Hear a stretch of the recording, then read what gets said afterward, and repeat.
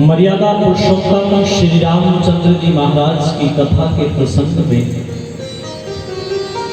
प्रातःकाल मैंने निवेदन किया था कि महाराज दशरथ अपने पुत्रों के साथ में अयोध्या में बहुत आनंदित हैं और श्री राम के चरित्रों को देख करके, उनके जीवन के अनुशासन को देख करके, उनकी तेजस्विता को देख करके राजा मन ही मन बहुत प्रसन्न होते हैं। 15 वर्ष की उम्र श्री राम की हो गई है और उधर जंगल में एक घटना घट रही है। मैंने ये चर्चा यहां तक प्रातःकाल कर दी थी। आओ इसके आगे कथा में बढ़ते हैं। यह सब चरित कहा मैं गाई, अगली कथा सुनहु चित लाई। यह सब चरित कहा मैं गाई, अगली कथा सुनहु चित लाई। अगली कथा सुनहु चित लाई। विश्वामित्र महामुनि ज्ञानी, विश्वामित्र महामुनि ज्ञानी, बसहि विपिन शुभ आश्रम जानी। राम राम राम जय जय राम राम राम, बोलो राम राम राम जय जय राम राम राम। विश्वामित्र महामुनि ज्ञानी, बसहि विपिन शुभ आश्रम जानी।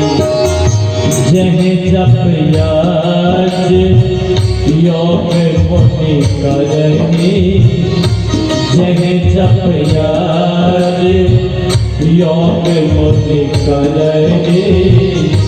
अति मारीच सुबाहु डरहि, यह सब चरित कहा मैं गाई।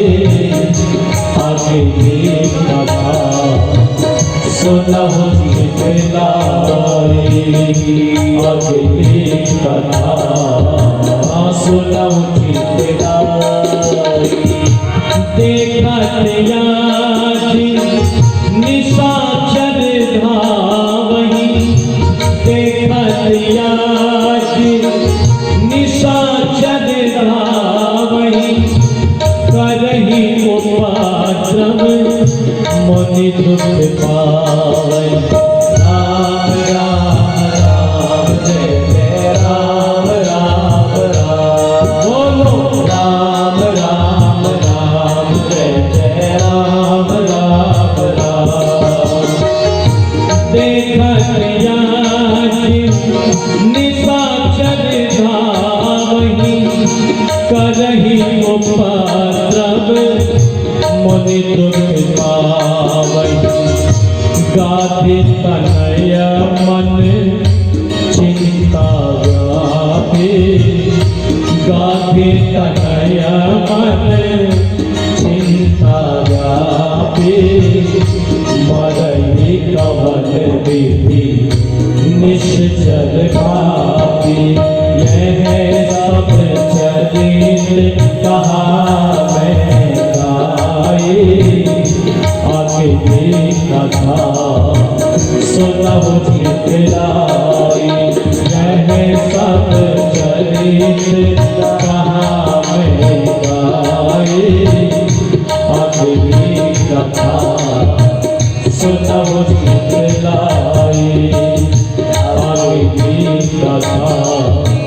सोना चितलाई अकेली कथा सोना चितलाई अकेली कथा सोना चितलाई।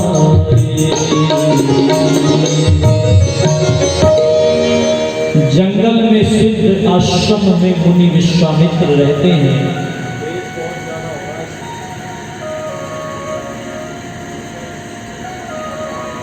मुनि विश्वामित्र सिद्ध आश्रम में रहते हैं। चिंतित है मुनि विश्वामित्र। किस बात को लेकर के चिंतित हैं? इस यज्ञीय संस्कृति पर कुठाराघात हो रहे हैं। मुनि लोग जंगल में अपने आश्रमों में यज्ञ नहीं कर पा रहे हैं।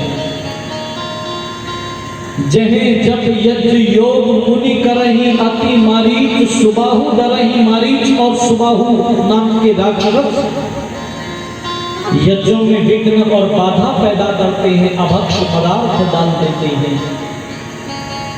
माताओं बहनों धर्म प्रेमी बंधुओं, गाधी के पुत्र मुनि विश्वामित्र को चिंता व्याप्त हो गई है।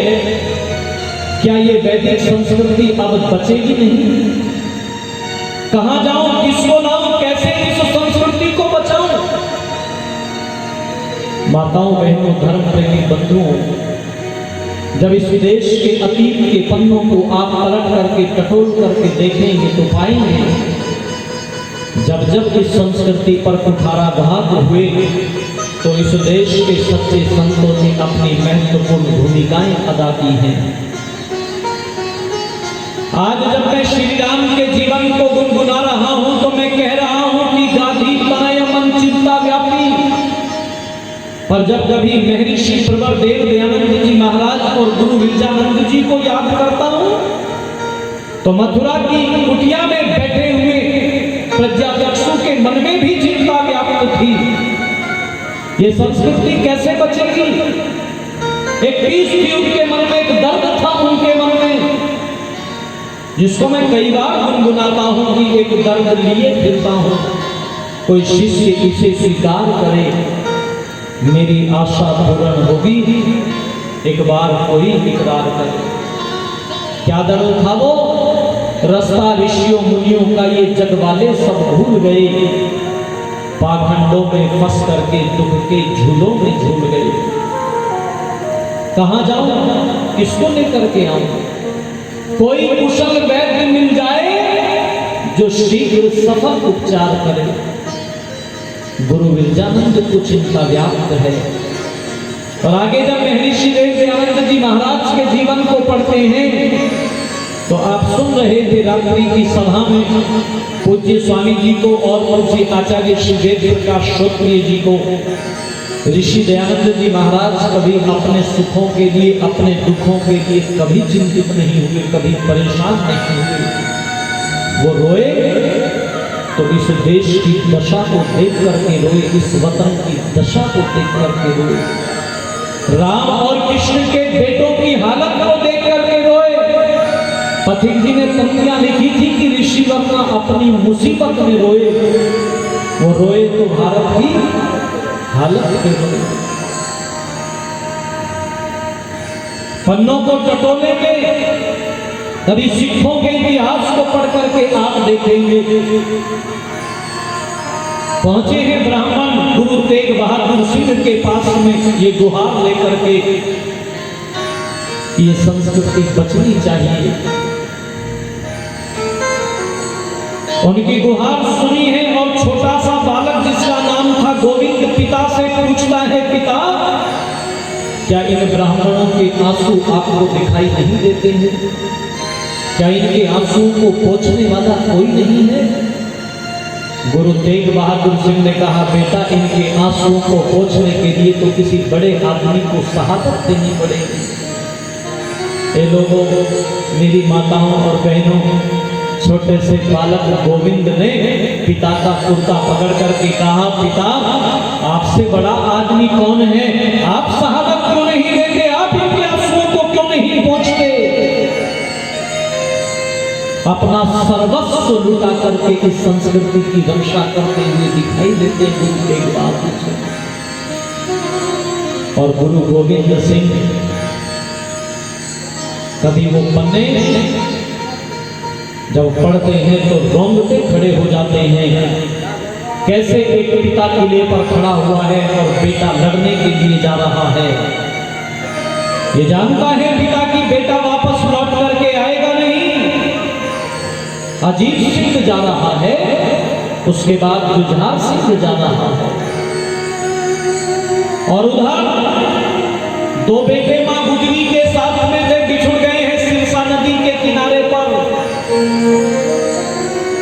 मैं कई बार वो पंक्तियां गुनगुनाता हूं कि बाटा लंबिया ते रसता पहाड़ दा तुरे जांदे गुरा दे लाल जी सिरसा नदी ते बिछोड़ा पे गया उस वेले का सुन लो हाल जी।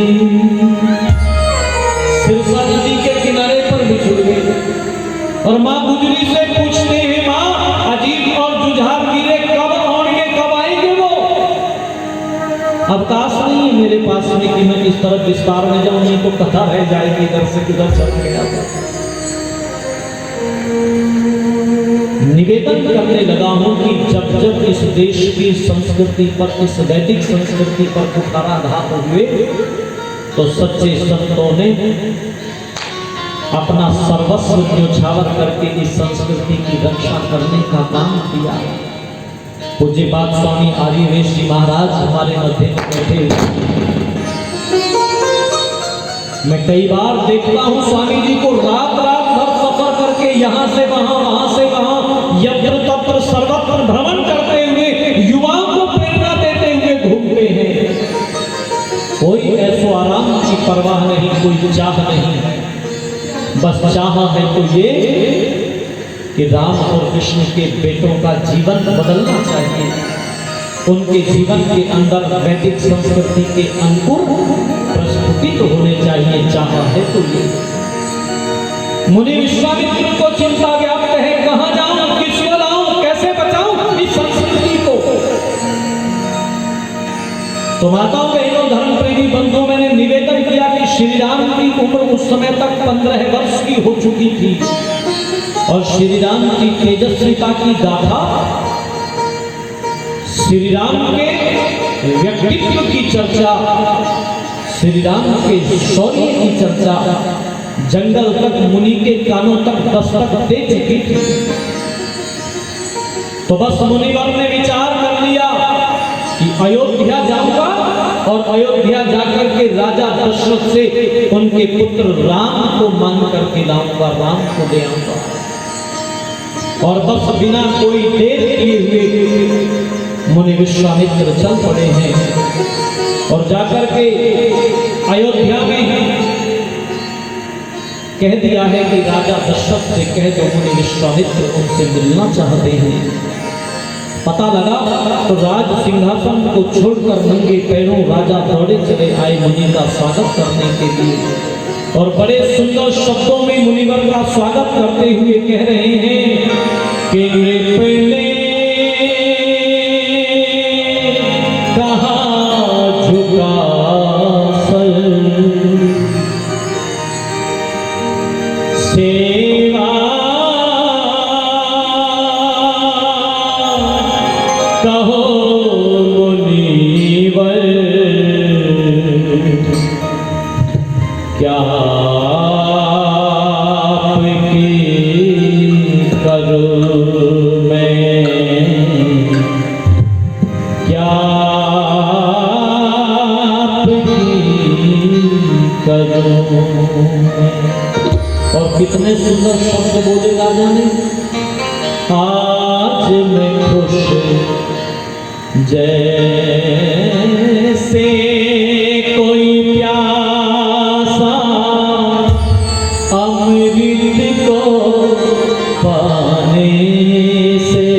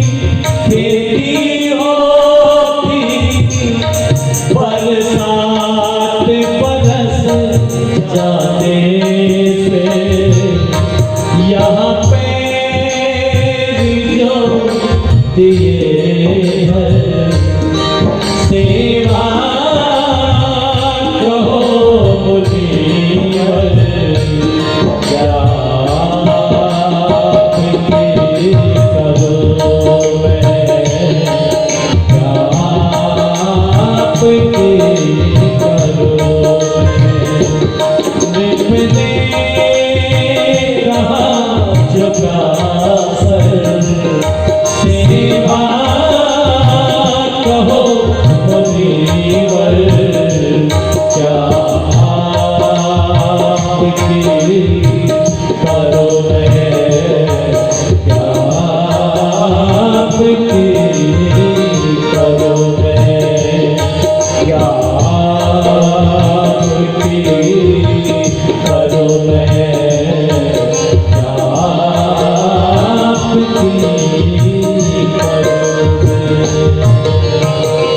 हे मुनि श्रेष्ठ, आज मैं अपने आप को बड़ा सौभाग्यशाली महसूस करता हूँ। मेरी स्थिति ठीक वैसी ही है आपके दर्शन प्राप्त करके, जैसे सूखी हुई खेती बरसात बरस जाने पर हरी हो जाती है, वैसी मेरी स्थिति है। मैं धन्य हो गया, आप पधारे, राज सिंहासन पर बैठाया, चरणों में अभिवादन किया और चारों पुत्रों को ऋषि चरणों में अभिवादन करने के लिए उपस्थित किया है महाराज दशरथ ने।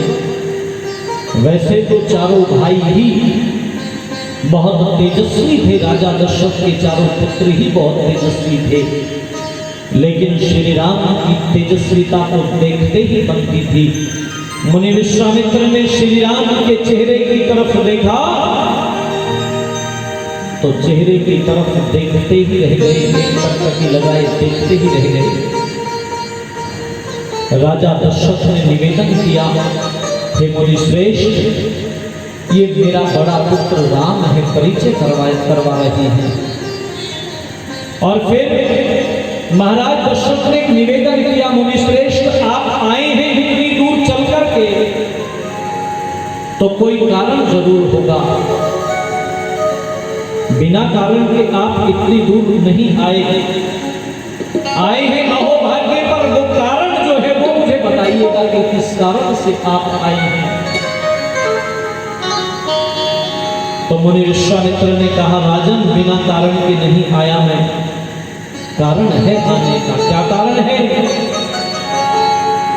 मैं यज्ञ जिस समय करता हूँ, दुख मुझको निश्चर देते हैं, दुख मुझको निश्चर देते हैं, दुख मुझको निश्चर देते हैं, दुख मुझको निश्चर देते हैं। मैं यज्ञ जिस समय करता हूँ, दुख मुझको निश्चर देते हैं, दुख मुझको निश्चर देते हैं, दुख मुझको निश्चर सामग्री हवन कुंड को अस्त व्यस्त कर देते हैं, सामग्री हवन कुंड को अस्त व्यस्त कर देते हैं, सामग्री हवन कुंड को अस्त व्यस्त कर देते हैं, सामग्री हवन कुंड को अस्त व्यस्त कर देते हैं। हे राजन, बिना कारण के नहीं आया, कारण उपस्थित है और परेशान होकर के आया हूं। मैं यज्ञ करने के लिए बैठता हूं तो निशाचर मुझे यज्ञ नहीं करने देते, मेरे यज्ञ में विघ्न पैदा करते हैं, अभक्ष पदार्थ डाल देते हैं। राजा दशरथ ने कहा, मुनि श्रेष्ठ, आप पधारे हैं, आपका धन्यवाद, अहोभाग्य मेरा। परंतु यदि इतनी सी बात थी तो वहीं जंगल से खबर भिजवा दी होती। जितनी सामग्री के लिए कहते, जितने गृह के लिए कहते राजा दशरथ, वहीं पर वो सारे के सारे शाकल्य लेकर के उपस्थित हो जाता।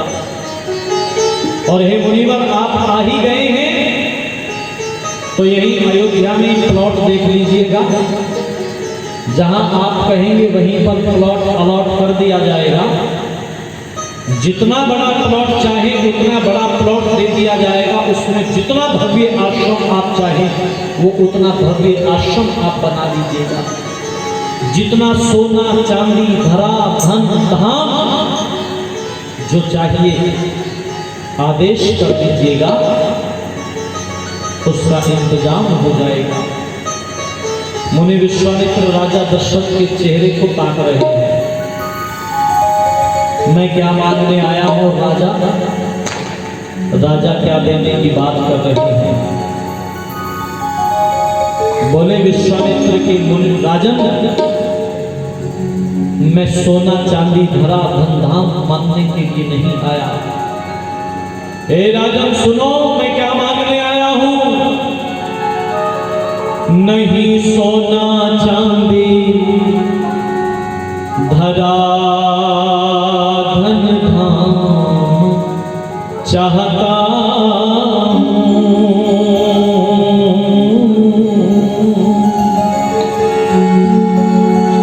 मैं नहीं सोना चांदी धरा धन धाम चाहता हूँ।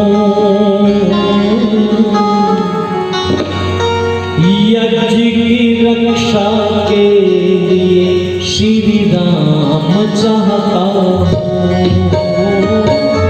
नहीं सोना चांदी धरा धन धाम चाहता हूँ। नहीं सोना चांदी धरा धन धाम चाहता हूँ। यज्ञ की रक्षा के लिए श्री राम चाहता हूँ। अरे यज्ञ की रक्षा के लिए श्री राम चाहता हूँ। नहीं सोना चांदी धरा धन धाम चाहता हूँ। मैं नहीं सोना चांदी धरा धन धाम चाहता हूँ। यज्ञ की रक्षा के लिए श्री राम चाहता हूँ। यज्ञ की रक्षा के लिए श्री राम चाहता हूँ।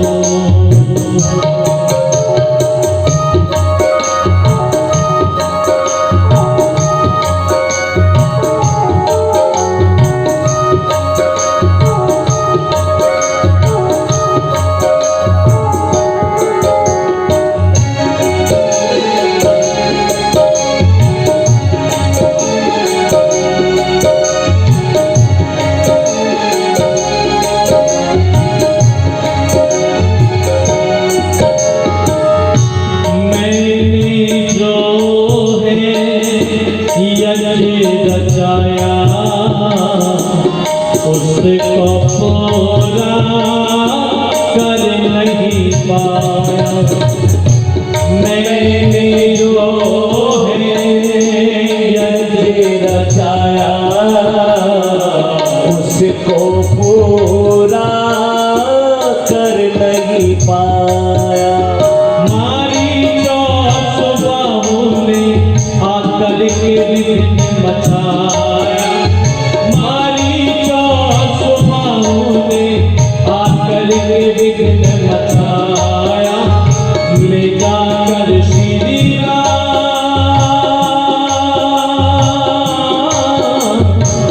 ले जाकर श्री राम को, ले जाकर श्री राम को संग्राम चाहता हूँ। यज्ञ की रक्षा के लिए श्री राम चाहता हूँ। अरे यज्ञ की रक्षा के लिए श्री राम चाहता हूँ। यज्ञ की रक्षा के लिए श्री राम चाहता हूँ।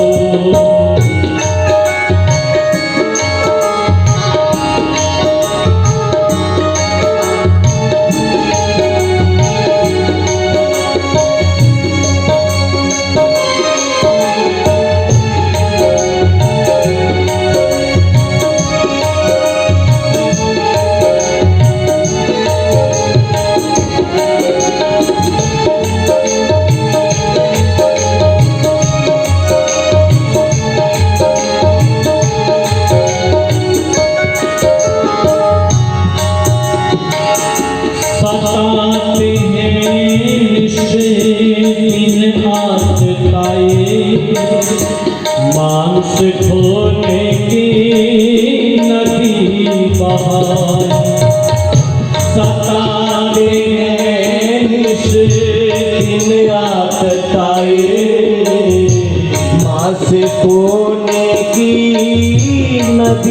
बाई। लाओ किसी बहादुर को ये मेरे मन में आई, लाओ किसी बहादुर को ये मेरे मन में आई, कर दुष्टों का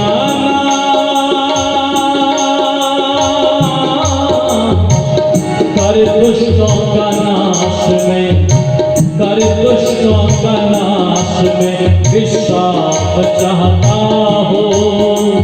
यज्ञ की रक्षा के लिए श्री राम चाहता हो। अरे यज्ञ की रक्षा के लिए श्री राम चाहता हो। यज्ञ की रक्षा के लिए श्री राम चाहता हो। हे राजन, सोना चांदी धरा धनधाम मांगने के लिए विश्वामित्र नहीं आया है। मैं तो यज्ञ की रक्षा के लिए राम को मांगने के लिए आया हूँ। राम को दे दो मुझे, राम को मांगने के लिए आया हूँ। ओहो बताओ बहनों, धर्म प्रेमी बंधुओं, बड़ा अनुराग था राजा दशरथ का अपने राम में। जो राजा दशरथ अभी थोड़ी देर पहले ये कह रहे थे कि हे मुनि श्रेष्ठ, आपका जो भी आदेश होगा एक निमेष में उसका पालन कर दूंगा, मतलब पलक झपकते ही पालन हो जाएगा। वो राजा दशरथ अपनी बात से मुकर गए और क्या बोले, राघव को मैं न दूंगा, राघव को मैं न दूंगा, राघव को मैं न दूंगा, राघव को मैं न दूंगा। मुनिनाथ मरते मरते, मुनिनाथ मरते मरते मेरे प्राण ना रहेंगे, मेरे प्राण ना रहेंगे। यह काम करते करते, यह काम करते करते राघव को, राघव को, राघव को मैं न दूंगा, राघव को, जी राघव को मैं न दूंगा। मुनिनाथ मरते मरते, राघव को मैं न दूंगा, राघव को मैं न दूंगा। मुनिनाथ मरते मरते, मुनिनाथ मरते मरते राघव को। हे मुनि श्रेष्ठ, राम को न दे सकूंगा, और कुछ भी मांगना है तो मांग लीजिए। राम को न दे सकूंगा, राम को न दे सकूंगा, राम को न दे सकूंगा। मुनि विश्वामित्र बोले, राम को नहीं दोगे? नहीं दूंगा। नहीं दोगे? बिल्कुल नहीं दूंगा। तो मुनि विश्वामित्र ने कह दिया था, यदि राम को नहीं दोगे ना राजा, तो सुन लो, तेरी नगरी में ना रखेंगे कदम आज के बाद। तेरी नगरी में ना रखेंगे कदम आज के बाद।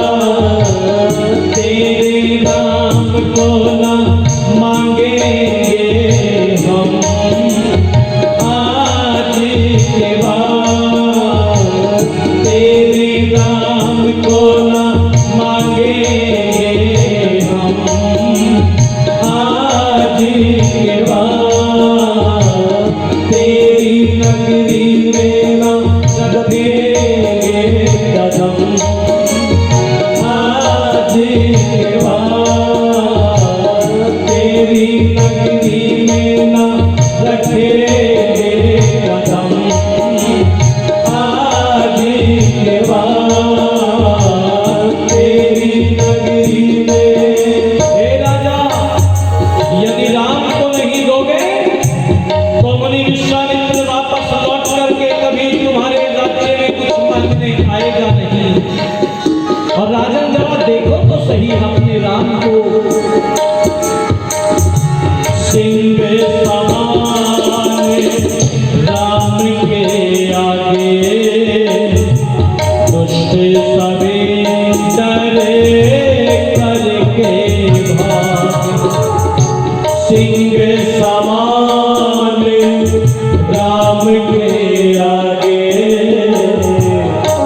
सभी डरे करके वागे, नहीं बचे जिंदा वो जिसके बाण करारा लागे, नहीं बचे जिंदा वो जिसके बाण करारा लागे।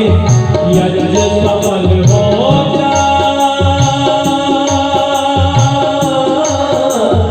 यज्ञ सफल हो जाए, अरे यज्ञ सफल हो जाए, मेरा ये काम चाहता हूँ।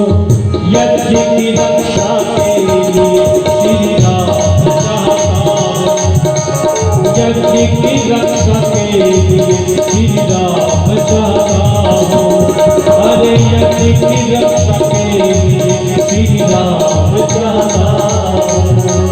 और राजा ऋषि मुनि वेदों उद्धारक निर्भय हो गए रही प्रचारक।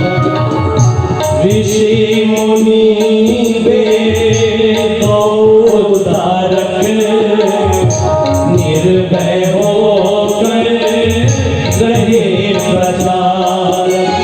उसको मानूंगा नरेश तो दुष्टों का संहारक, उसको मानूंगा नरेश तो दुष्टों का संहारक। हो जाए हृदय हो जाए हृदय पर अंकित, हो जाए हृदय पर अंकित, हो जाए हृदय पर अंकित। वो प्रोग्राम चाहता हूँ, यज्ञ की रक्षा के लिए श्री राम चाहता हूँ, अरे यज्ञ की रक्षा के लिए श्री राम चाहता हूँ। नहीं सोना चांदी सदा धन दाम चाहता हूँ, यज्ञ की रक्षा के लिए श्री राम चाहता हूँ, यज्ञ की रक्षा के लिए श्री राम चाहता हूँ, यज्ञ की रक्षा के लिए श्री राम चाहता हूँ, यज्ञ की रक्षा के लिए श्री राम चाहता हूँ, यज्ञ की रक्षा के लिए श्री राम चाहता हूँ, यज्ञ की रक्षा के लिए श्री राम चाहता हूँ।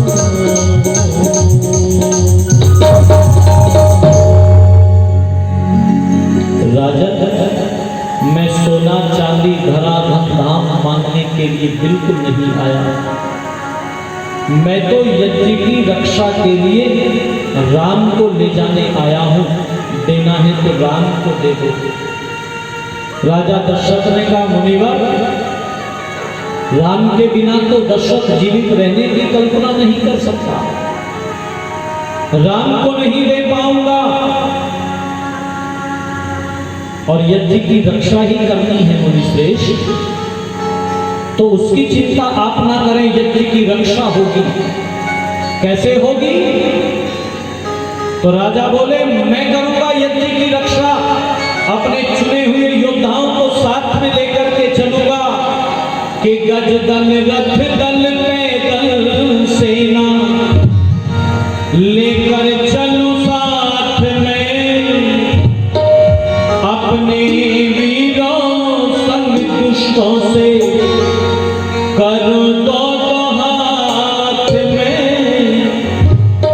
अरे गज दल रथ दल पैदल सेना लेकर चलूं साथ में, अपने वीरों संग दुष्टों से करूं दो हाथ में, अपने वीरों संग दुष्टों से करूं दो हाथ में।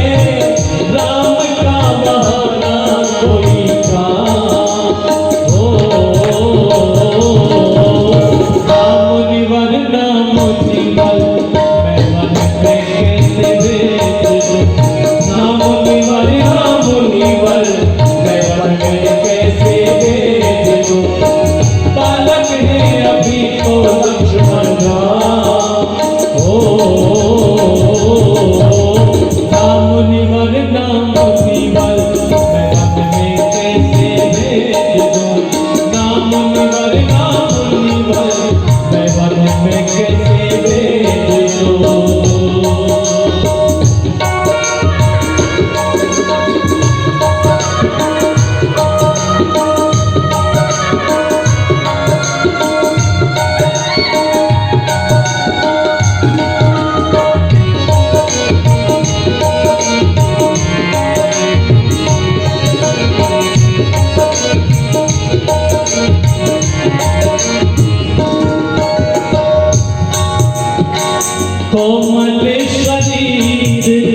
रहेंगे कैसे वन में, रहेंगे कैसे वन में, रहेंगे कैसे वन में, कोमल शरीर रहेंगे कैसे वन में, कभी युद्ध देखा ना, लड़ेंगे कैसे लड़ने में, लड़ेंगे कैसे लड़ने में, लड़ेंगे कैसे लड़ने में, कोमल शरीर रहेंगे कैसे वन में, कभी युद्ध देखा ना, लड़ेंगे कैसे लड़ने में, जीतना कठिन है संग्राम हो, मुनिवर नाम मुनिवर मैं वन में कैसे भेज दूं, मुनिवर नाम मुनिवर मैं वन में कैसे भेज दूं।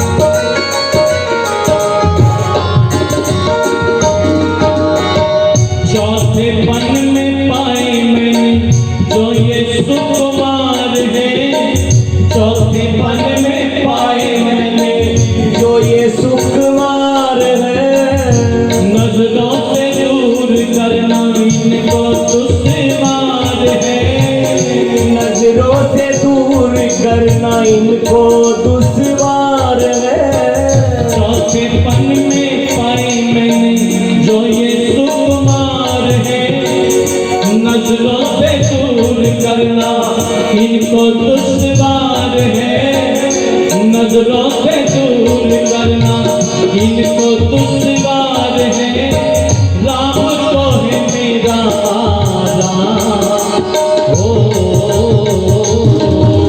राम मुनिवर नाम मुनिवर मैं वन में कैसे भेज दूं, नाम मुनिवर नाम मुनिवर मैं वन में कैसे भेज दूं, नाम मुनिवर नाम मुनिवर मैं वन में कैसे भेज दूं, नाम मुनिवर नाम मुनिवर मैं वन में कैसे भेज दूं, नाम मुनिवर नाम मुनिवर मैं वन में कैसे भेज दूं, नाम मुनिवर नाम मुनिवर मैं वन में कैसे भेज दूं, मैं वन में कैसे भेज दूं, मैं वन में कैसे भेज दूं, मैं वन में कैसे भेज दूं, मैं वन में कैसे भेज दूं, मैं वन में कैसे भेज दूं।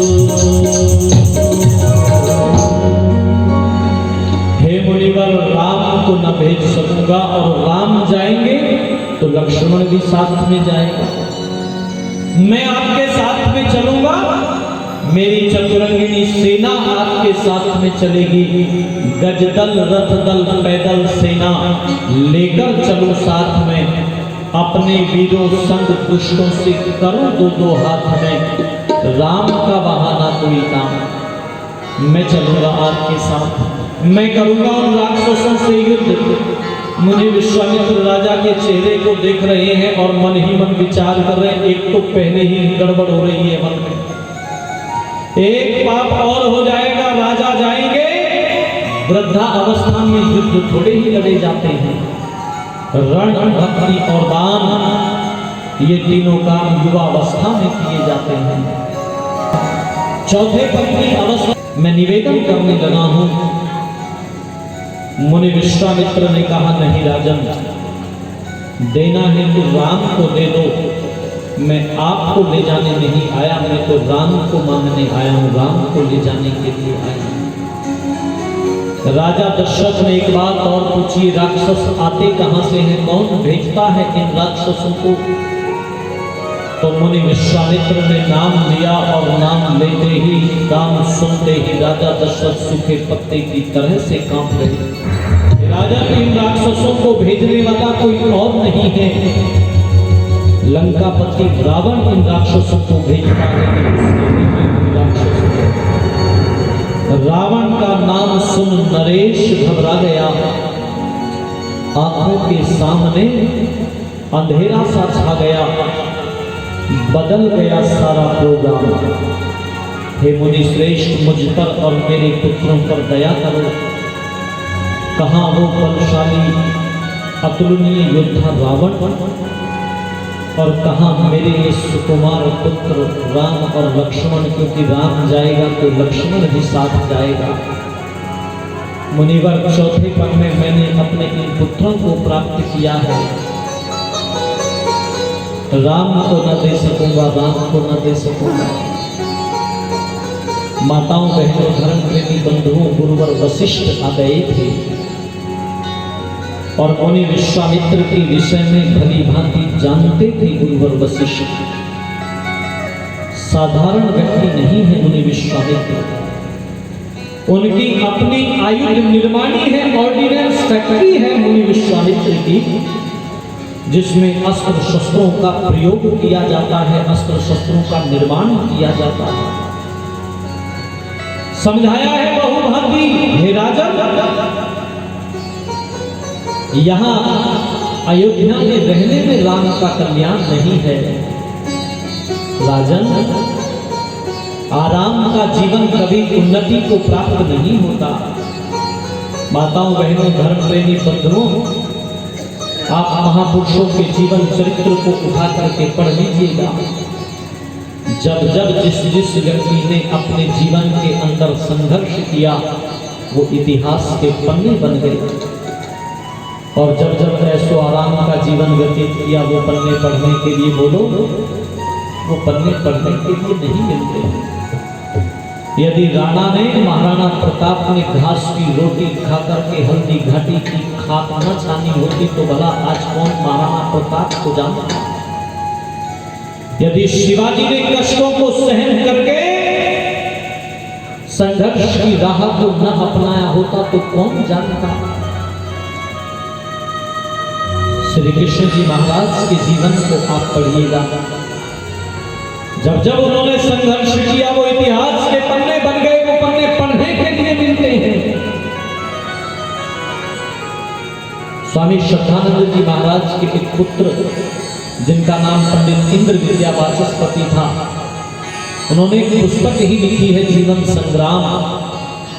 उन्होंने अलग अलग सभ्यताओं का एक तुलनात्मक अध्ययन उसमें किया है और ये चर्चा की है, जो जो सभ्यताएं, जो जो लोग अपने जीवन के अंदर संघर्ष करते रहे, वो उन्नति की ओर आगे बढ़ते रहे।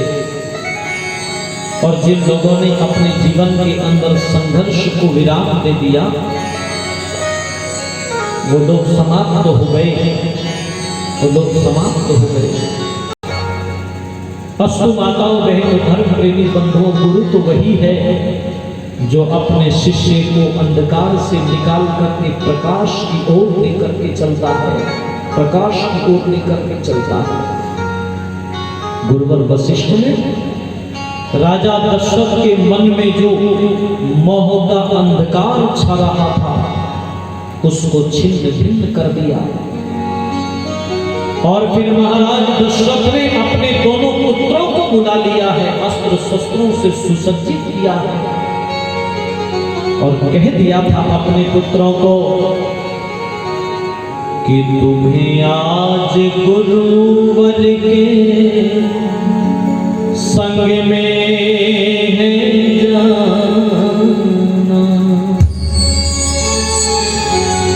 आदेश का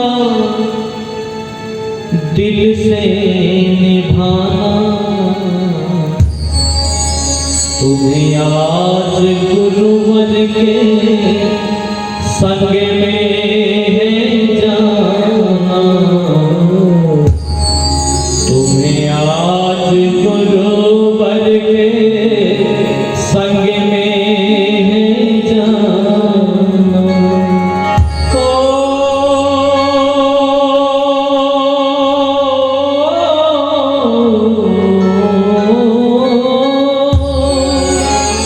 जो गुरु का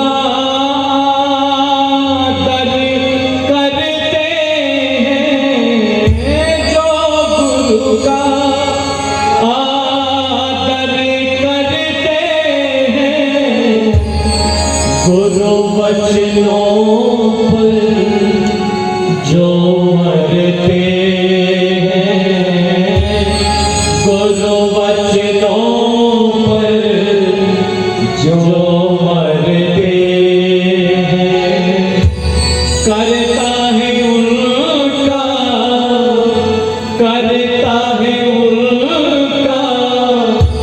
आदर जमाना। तुम्हें आज गुरुवर के संग में है जाना, तुम्हें आज गुरुवर के संग में है जाना।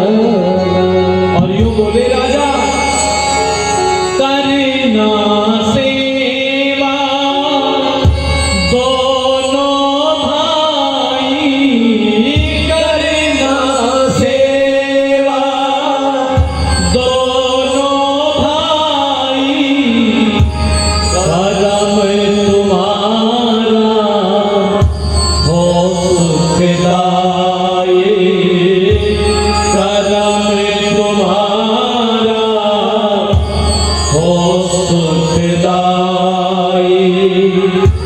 मन में कभी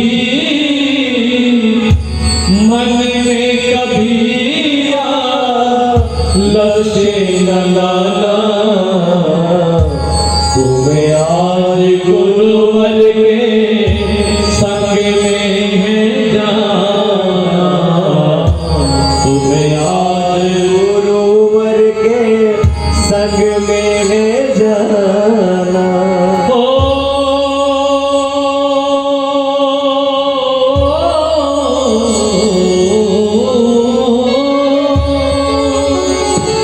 तीक्ष्ण वस्त्रों, सुंदर वस्त्रों को पहना के, सुंदर वस्त्रों को पहना के, तीक्ष्ण शास्त्र दिए थे लाके, तीक्ष्ण शास्त्र दिए थे लाके। अवध नरेश को, अवध नरेश को गलत ना लगाना, तुम्हें आज गुरुवर के संग में है जाना, तुम्हें आज गुरुवर के संग में है जाना। आदेश उनका, आदेश उनका दिल से निभाना, तुम्हें आज गुरुवर के संग में है जाना, तुम्हें आज गुरुवर के संग में है जाना, तुम्हें आज गुरुवर के संग में है जाना, तुम्हें आज गुरुवर के संग में है जाना। अपने दोनों पुत्रों को राजा दशरथ ने अस्त्र शस्त्रों से सुसज्जित कर दिया है और बहुत सुंदर सुंदर उपदेश दिए हैं। पुत्र, गुरुवर की आज्ञा का प्राणपण से पालन करना, कभी मन में आलस्य नहीं लाना और अस्त्र शस्त्रों से सुसज्जित करके ये कहा यज्ञ की रक्षा करना, मुनि श्रेष्ठ के यज्ञ की रक्षा करना, अवध नरेश को कलंक न लगाना। और तब दोनों भाइयों ने श्री राम और लक्ष्मण पिताजी महाराज के श्री चरणों में वंदन किया है, आशीर्वाद प्राप्त किया है और फिर आशीर्वाद पिता का पाकर कर में तीक्ष्ण शास्त्र उठा चले श्री राम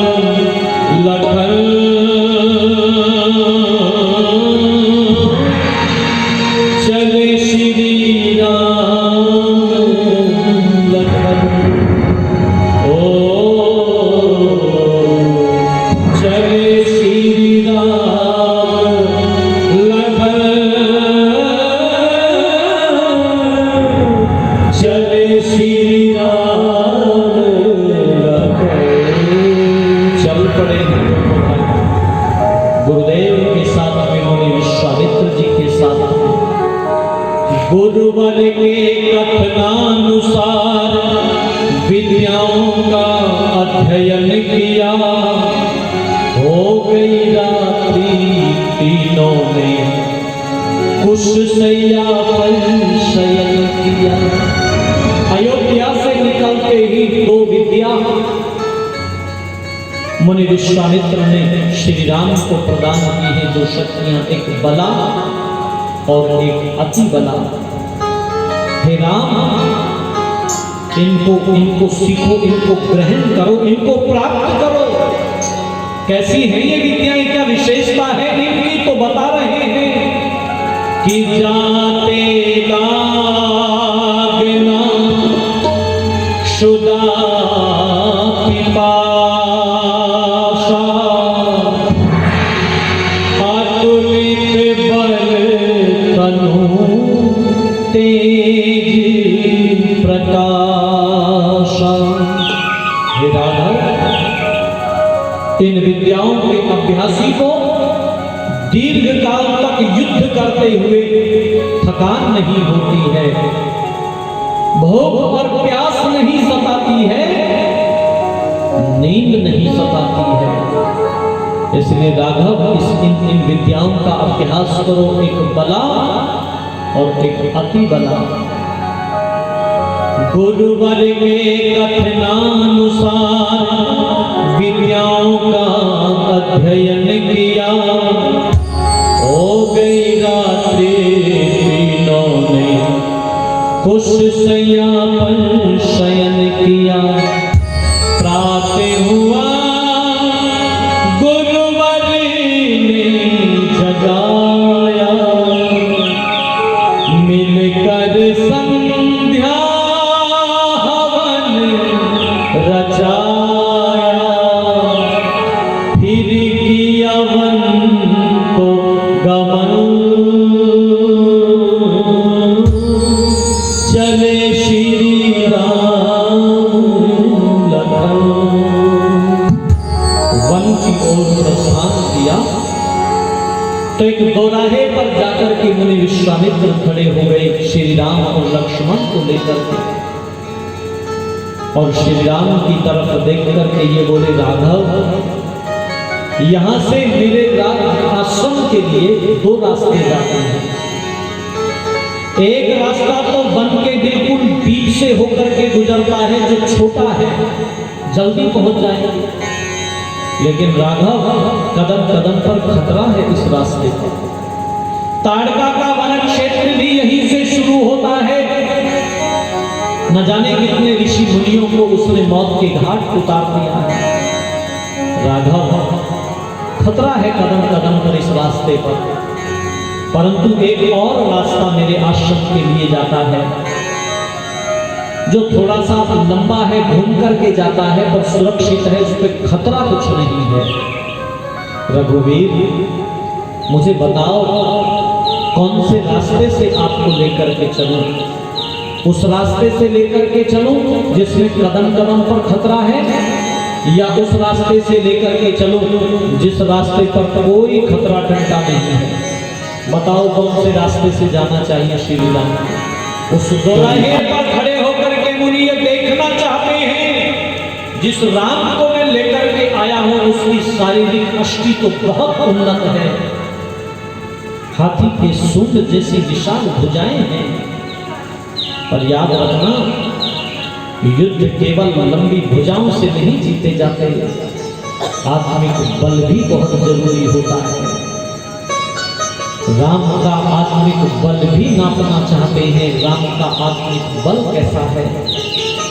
जब ये पूछा कौन से रास्ते से लेकर के चलूं, तो श्री राम ने प्रति प्रश्न किया और ये पूछा, गुरुदेव, हे मुनिश्रेष्ठ, आप मुझे मेरे पिता से मांग करके किस लिए लाए हैं?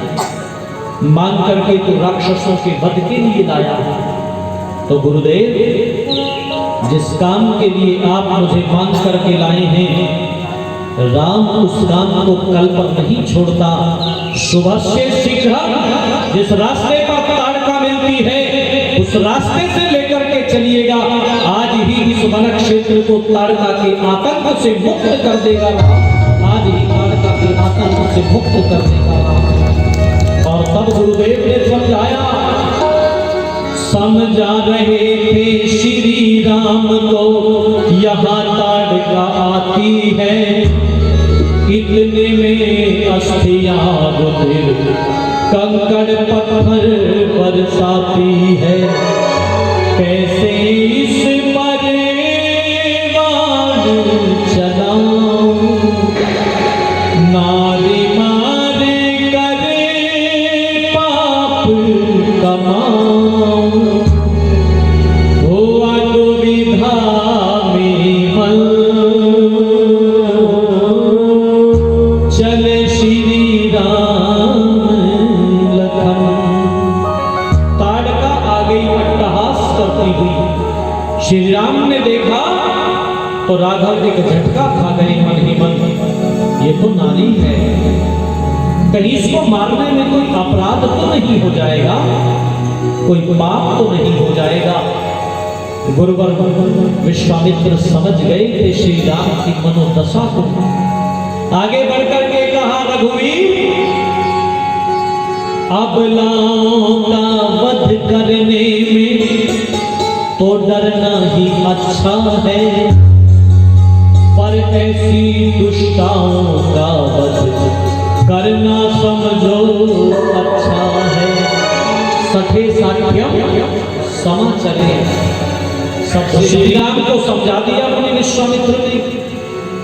अबलाओं का वध करने में तो डरना ही अच्छा है, पर ऐसी दुष्टाओं का वध करना समझो अच्छा है। श्रेष्ठों का रक्षण करना ही, दुष्टों का मर्दन करना ही है ये छतरा पर। चले श्री राम लखन, चले श्री राम लखन, चले श्री राम लखन।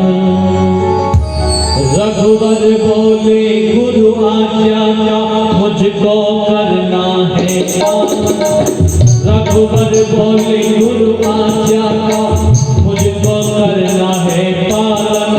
निसंकोच निर्भयता से कर दिया सत्य का संचालन, निसंकोच निर्भयता से कर दिया सत्य का संचालन। रघुवर बोले गुरु आज्ञा का मुझको करना है पालन, निसंकोच निर्भयता से कर दिया सत्य का संचालन, निसंकोच निर्भयता से कर दिया सत्य का संचालन। ताड़का का प्राणांत हो गया, शांत वो सारा प्रांत हो गया, गुरुवर हुए प्रसन्न, चले श्री राम लखन। चले श्री राम लखन, चले श्री राम लखन।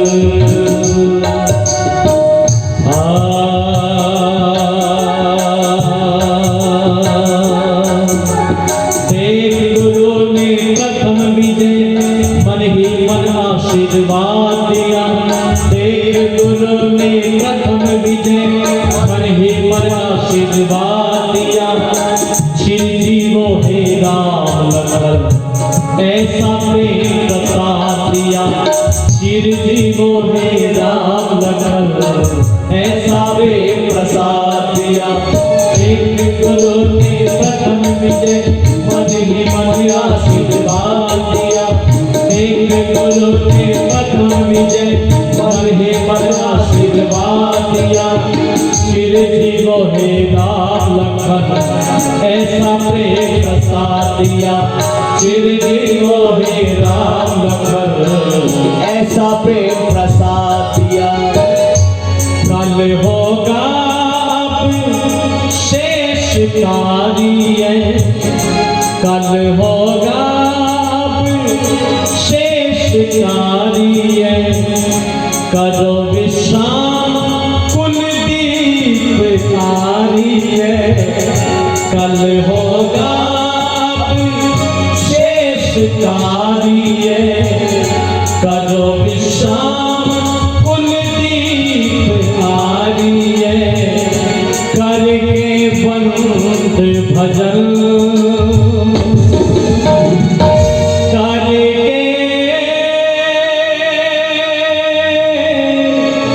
बंद